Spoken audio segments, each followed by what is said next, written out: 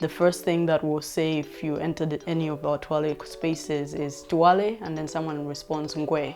So Tiwale means let's light up, and when someone says Ngwe, it's like saying that as bright as we can, or like, wow. I got no drip in my pocket. Must have forgot it, or maybe I already lost it. Don't got enough to go cop it, I'm about to take off like a rocket. Houston, we might have a problem, but that don't mean money will solve them. No, that don't mean money will solve them. Tiwale is a community-based organization.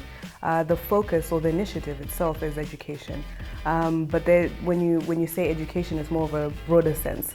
We look at education when it comes to music and production, and then we also look at vocational studies and actual academia as well. Tiwale to me is a chance for me to grow as an artist, but it's also an opportunity for me to meet other like-minded creatives and to just connect and grow with them as well. My dad loves music, and he's a DJ as well. So one day he was testing his equipment, and I was like, "Oh, you need to teach me how to do that," because he looked like he was having fun, and I was like, "That's something I would enjoy doing." Malawi is a very male-dominated music industry, but it's not only Malawi. Across the world, less than 2% of music producers are women. So this work, this career, this dream is definitely breaking barriers.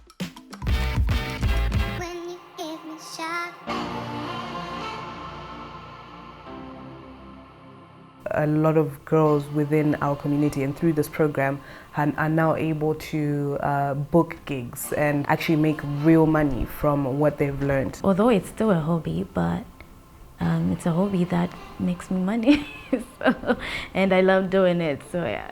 When you're coming from a country that's already in crisis when it comes to basic education, when it comes to infrastructure, then with traditional arts, it just becomes even less funded. And so we are very dependent on each other in creating those spaces.